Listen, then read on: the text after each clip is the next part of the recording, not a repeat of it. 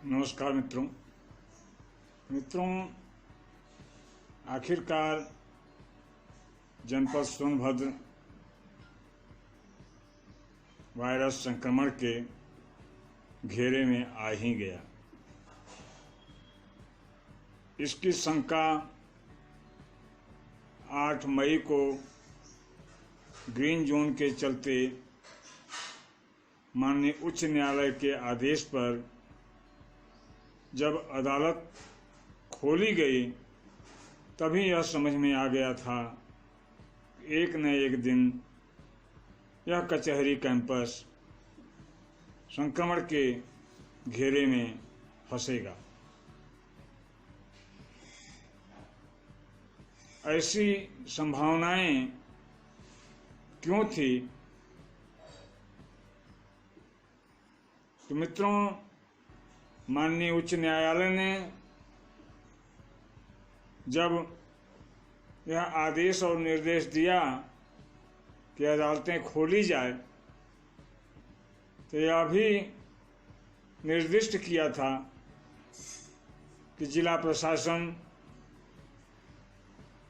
न्यायालय परिसर को सैनिटाइज करेगा और संक्रमित लोगों की पहचान करके ही अंदर प्रवेश करने की अनुमति देगा। लेकिन मित्रों, जिला प्रशासन और जनपद न्यायिक प्रशासन दोनों ने इन बिंदुओं पर ध्यान नहीं दिया और न्यायालय को खोल दिया। न्यायालय को खोल दिए जाने के बाद आम पब्लिक की आवाजाही शुरू हो गई। मित्रों, इस आवाजाही में यह किसी को नहीं पता था कि कौन संक्रमित है, कौन संक्रमित नहीं है। उसी समय कलकत्ता, दिल्ली, बम्बई, गुजरात से प्रवासी मजदूर भी जनपद सोनभद्र में प्रवेश करने लगे। उन प्रवासी मजदूरों पर भी जैसी निगरानी होनी चाहिए जिला प्रशासन के द्वारा नहीं की गई। अगर जिला प्रशासन के द्वारा हिदायतों के मुताबिक निगरानी की गई होती तो आज जनपद सोनभद्र तहसील जो वायरस के खतरे में पड़ गई है, जिसे सील करना पड़ा है, शायद यह नौबत न आती। प्रवासी मजदूरों की आने की सूचनाएं आम जन के द्वारा जब प्रशासन को दी जाती थी तो प्रशासन के लोग अनदेखी करते थे और हिला हवाली करते हुए टाल मटोल कर जाते थे। ये लोग सिर्फ उन्हीं लोगों पे निगरानी किए या देख रेख किए जो लोग शासन के माध्यम से जनपद सोनभद्र में प्रवेश किए। तमाम तरह ऐसे लोग हैं जो शासन की व्यवस्थाओं से अलग रहते हुए जनपद में प्रवेश किए और गांव में घुस करके संक्रमण को फैलाने का कार्य किया। जब वो लोग संक्रमित होने लगे तब जिला प्रशासन की आंखें खुलनी शुरू हुई। तब तक काम काफी बिगड़ चुका था। मित्रों, 9 तारीख के पहले जो यहाँ संक्रमित लोग पाए गए थे वो सारे संक्रमित प्रवासी मजदूरों के रूप में चिन्हित किए गए। जो लोग बाहर से आए थे वही पॉजिटिव पाए गए। लेकिन मित्रों, वो लोग गांव में घूमे हैं, कस्बों में घूमे हैं, शहरों में घूमे हैं।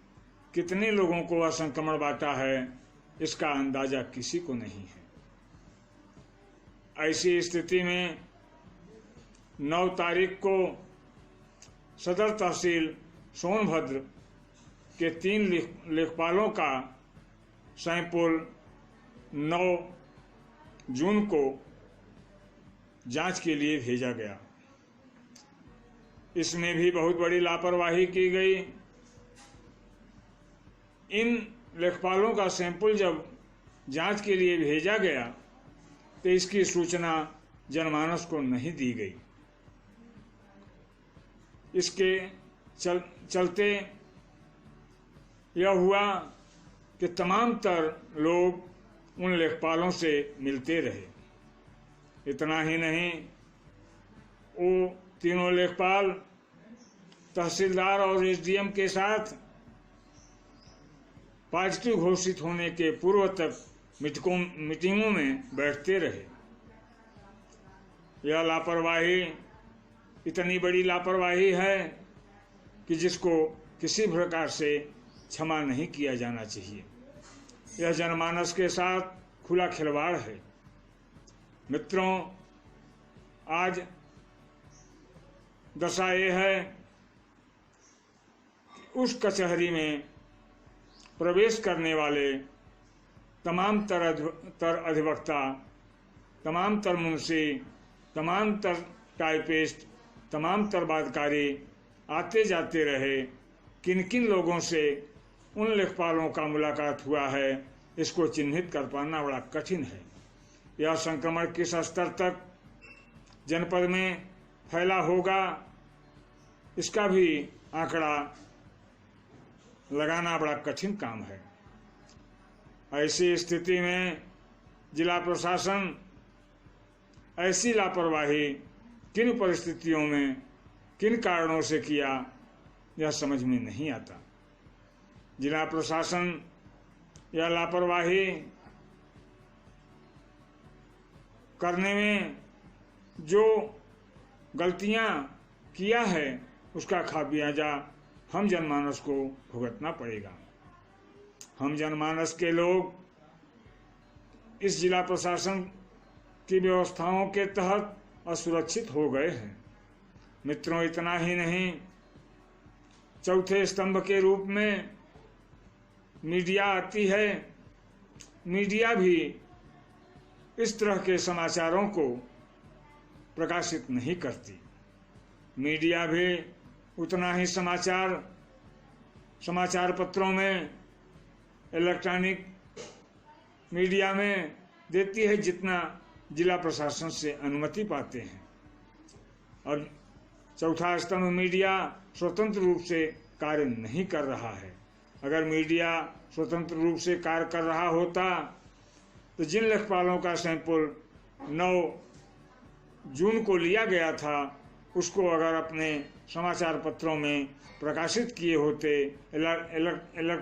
इलेक्ट्रॉनिक मीडिया में अगर दिखाए होते, तो आज शायद उनसे लोग सावधान रहे होते। जब तक वो पॉजिटिव नहीं हो गए, तब तक आम जनमानस को इसका संज्ञान नहीं था कि ये लोग वायरस से संक्रमित हैं। तो मित्रों, हमारे कहने का मतलब कि हमें अब इन मीडिया वालों से और जिला प्रशासन के लोगों से सावधान रहना होगा।